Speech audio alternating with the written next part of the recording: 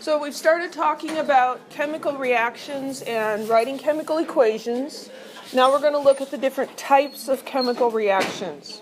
And the first one we're going to look at is called a precipitation reaction. This is where you have two aqueous solutions that when you mix them together, they form an insoluble compound. And sometimes that ends up looking like snow in practicality. When you put it together, it looks like it's snowing inside the test tube or the beaker. This is what happens in your washing machine. The sodium carbonate in the laundry detergent reacts with dissolved magnesium and calcium ions that are in the hard water. It precipitates them out so that they don't form this curd with the soap. So precipitation reactions, again, forming a solid, that's the state symbol, and the solid is called a precipitate. So it reminds me of meteorology where they, well, we're expecting precipitation today. Could be rain, snow, sleet, hail, stuff falling from the sky. So here's a picture. Here we have aqueous potassium iodide, and we've studied our solubility rules so we could predict that that's soluble. And we're mixing it with a solution of lead 2 nitrate, which is also soluble.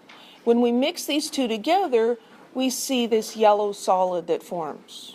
Now it kind of looks like a cloud, but the fact that we can't see through it tells me that's a solid.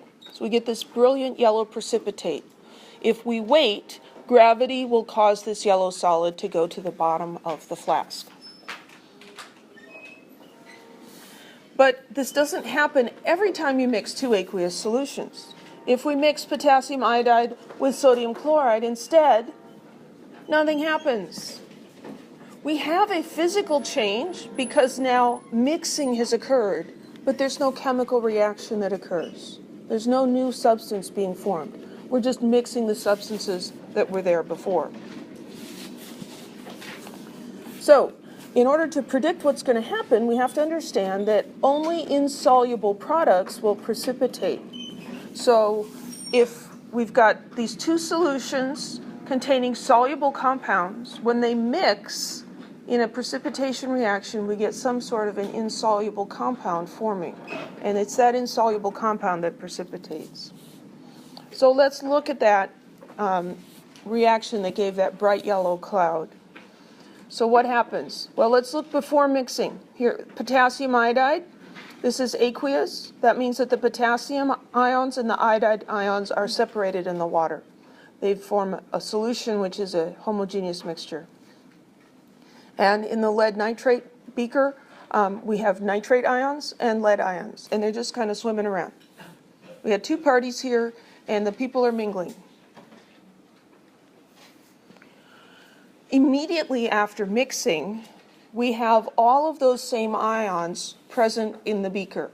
So you took two parties and you combined them into one big party. The people begin to mingle with each other. So we still have potassium ions, lead 2 ions, iodide ions, and nitrate ions. But then we have to look at, well, what are the possible combinations of these 4 different ions? Could iodide and nitrate get together? Are they going to be electrostatically attracted to each other with both negative charges? No, they're not. How about potassium and lead 2? They have like charges. They are repelled by each other. Like, ew, I don't want to get close to you. You're repulsive to me. Okay?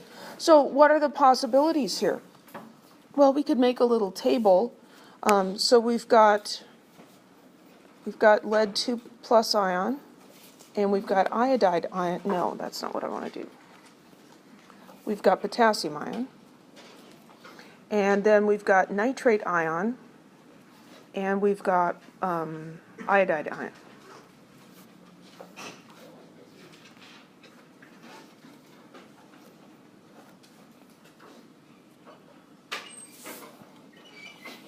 So we could have the lead combining with the nitrate.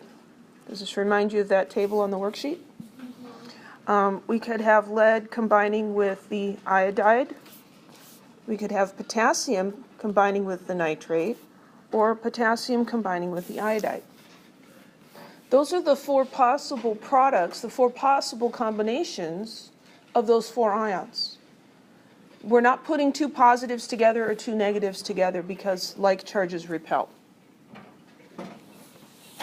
Well, even without looking at the rules for the solubilities, what do we know about lead nitrate just from over here? Is lead nitrate soluble in water? What's this mean? AQ. Yeah, that means that lead nitrate is soluble. That was one of the original solutions. We had lead nitrate dissolved in water. Lead nitrate is soluble. Could it be the yellow precipitate? No, because it's soluble in water. So that can't be our precipitate. How about the potassium nitrate? Well, it's not one of these. I meant to point to this one first. Let's go over there. Potassium iodide. We know from the reactants that that's soluble. It's still soluble. It's always soluble in water. So that can't be the precipitate. So now we've got it narrowed down to two possibilities, lead, iodide, and potassium nitrate. How are we going to decide which of those is the precipitate? We'll look at the solubility chart. So if we look at the solubility chart, one of the first lines is that potassium, lithium, sodium, and ammonium compounds are soluble. No exceptions. Well, this guy's going to be soluble. And one of the next lines is that acetate and nitrate are soluble, no exceptions. So this guy's soluble. So that leaves potassium iodide. And if you look on the chart, you'll see that chlorine, bromine, and iodide compounds are generally soluble except with lead 2. So this is our precipitate right there. So the lead 2 iodide precipitates. So what happens really is the lead 2, well, this is what happens in my chemistry land fantasy world. The lead 2 ions get a look at iodide ions and they're like, oh my goodness, this is a fine little anion here. And they are very much attracted to each other. Okay? So they're attracted to each other, they get together, and they stay together. The nitrate ions were not so attracted to the lead ions. The potassium ions were not that attracted to the iodide ions, and when potassium and nitrate look at each other, they go, I guess I could, we can be at the same party, but I am not sitting next to you on the couch. And these guys have become inseparable. Didn't mean to do that. Okay, so what happens is the lead 2 iodide precipitates, falls out of solution, and the nitrate and the potassium ions are left in solution. Any questions?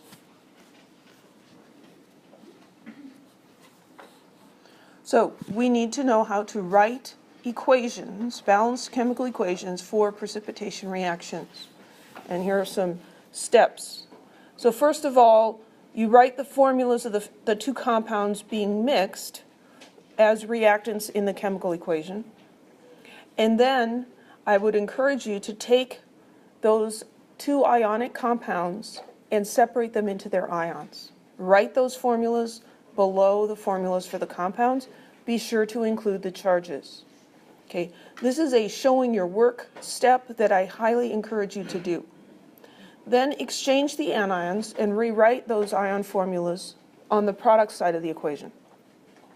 And then we're going to use the solubility rules to see if either of those new pairs is really going to hit it off, if they're insoluble in water. If they're both soluble in water, that means they're not super attracted to each other. No reaction occurs. And we just write no reaction, or sometimes we get even lazier and write NR for no reaction. If one or more of those pairs is insoluble, then we have to finish. We need to write the formulas of the compounds. We need to use AQ, aqueous, to indicate which of those compounds is soluble, and S to indicate which is the solid. And then we have to balance it without changing any of the subscripts. So that's the overview. Let's do some examples. Write an equation for the precipitation reaction that occurs, if any. It's possible that one of these that they're giving us is going to give us no reaction. The reaction that occurs when solutions of potassium hydroxide and nickel 2 bromide are mixed. In this problem, they're just giving us the names of the reactants, and we have to figure out their formulas. On the test, I will probably give you the formulas for the reactants, but this will help us to practice our nomenclature. So we want to write the formulas for the two compounds as reactants in this equation. Well, I've been given names, and so I need to write the formulas for the ions with charges before I can write the formulas for the compound. So potassium and hydroxide. So potassium ion is K+, hydroxide ion is OH-. And if you're still having trouble with this stuff, now is a good time to get on the stick and learn about this. So when I put these two together, I look at the charges +1 and -1. I don't need to do any fancy crisscrossing or anything. I'm just going to write KOH. Okay, is that soluble or insoluble? It's soluble. How can we tell? There's two ways. It's got potassium in it. If it's got potassium in it, it's soluble. But it also says solutions of this and that. And so that tells me that these are both aqueous. So that's aqueous. Nickel 2 bromide. Okay, so I'm going to come over here. Nickel 2 is Ni2+. The Roman numeral tells me that. Bromide is Br-. And so when I put these together, the charges are not the same. So I need 2 of the bromides to balance the charge on the nickel. I'm going to get NiBr2. And that's also aqueous because they told us it was a solution. And as usual, I'm not leaving myself very much room. Okay, so now we have the first step, and because of how the question was worded, we also have the second recommended step of writing the formulas of the ions with their charges. What we're going to do is we're going to swap partners now. So here we have, in chemistry land, a guy and a girl, a guy and a girl. We're going to swap partners and see if they like each other. So we're going to pair up nickel with hydroxide and potassium with bromide.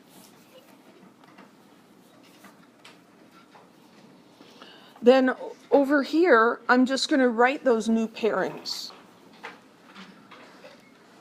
So I've got potassium with bromide and nickel 2+ with hydroxide. Now, if you put the nickel 2+ and the hydroxide first and the potassium and the bromide second, that's fine. But don't put bromide before potassium. It's always positive, negative, the guy and then the girl, just because.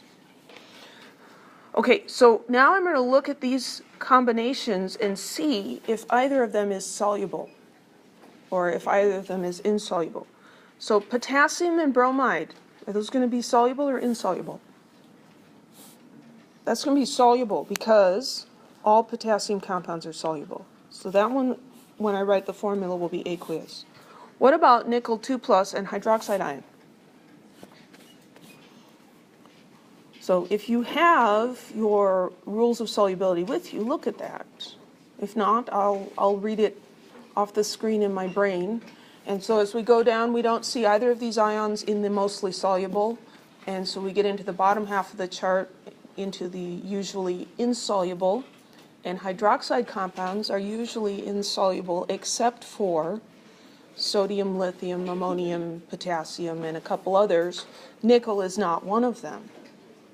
So nickel hydroxide, nickel 2 hydroxide is predicted to be insoluble. So I have a precipitation reaction. This is my precipitate, so I have to finish. So KBr, we've got a +1 and a -1. I just have to put them together. There's my state symbol. Nickel 2 plus and hydroxide, I need 2 hydroxides for the nickel. And we're going to have a soundtrack today. Background music. I hope he's good. Okay, so NiOH2. Any questions yet? Now we need to balance the equation. So the hydroxide stayed intact. It didn't come apart, did it? So I can treat this as a single ion. I have 1 hydroxide over here, and I have 2 hydroxides over there. So I need to put a 2 in front of KOH. Can't change the formula, can't change the subscripts. So that tells me now that I've got 2 potassium ions and 2 hydroxide ions. So I've got 2 hydroxides that balance the 2 hydroxides over here. Remember, look at nickel, just because it's right here. There's 1 nickel. Here there's 1 nickel. 2 bromines. Okay, there's only 1 bromine over here. So I need to put a 2 in front of the formula. And I've got 2 bromines and 2 bromines. That gives me 2 potassiums, and what do you know? Over there I've got 2 potassiums. There's my balanced chemical equation.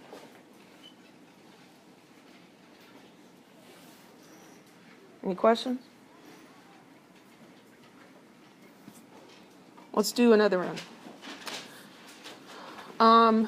Let's look at ammonium chloride and iron 3 nitrate mixing together. Solutions. Okay, so ammonium, yeah, pick a pen. Okay, ammonium, NH4 plus, chloride, Cl minus, put those 2 together, I get NH4 Cl. I know that's aqueous because of the solubility rules and because it told me that that was a solution.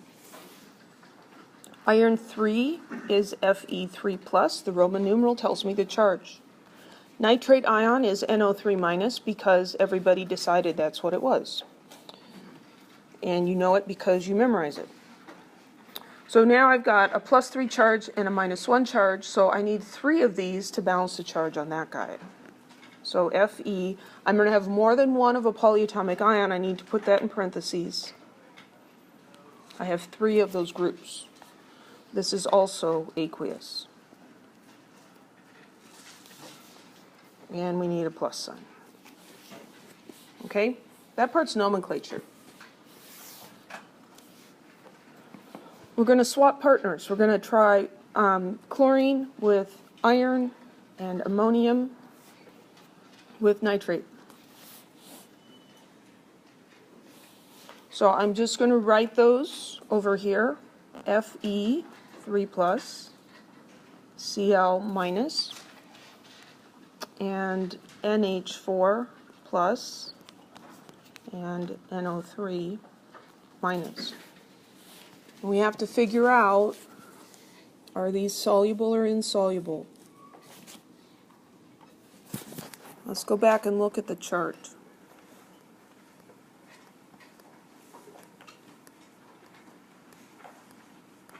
I really should just put a chart there in the slides, but I never remember to do that.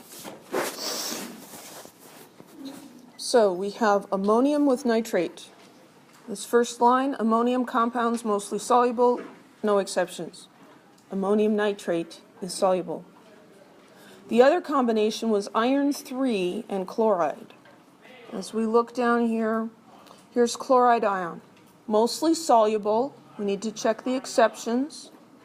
Those are soluble except with silver, mercury 1, or lead 2. Iron's not on that list. That tells me that iron 3 chloride is soluble. They're both soluble. So is this going to have a chemical reaction? No. It's just going to mix. I don't have to finish the stupid equation. I can just write NR, no reaction, and be done with it. It's always fun when it ends up being no reaction. It doesn't happen very often. Any questions? It's no reaction because all that happened was things mixed. No relationships were formed at this party, okay? People just mingled. Now I have to scroll back.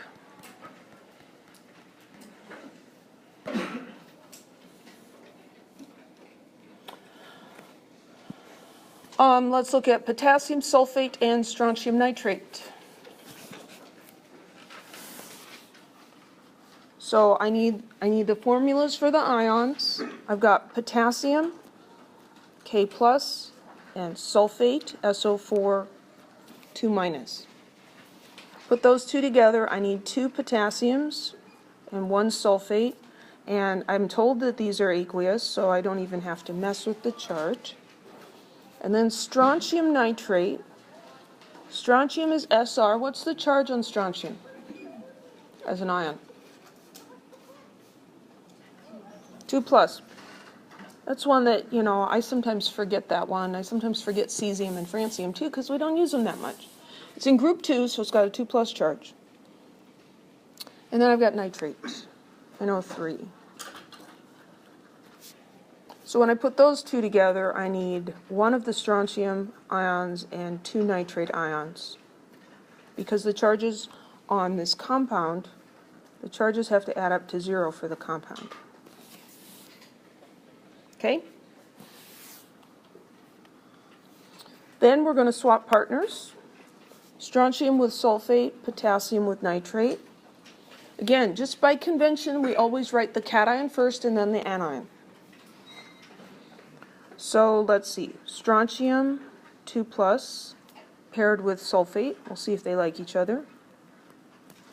And potassium with nitrate.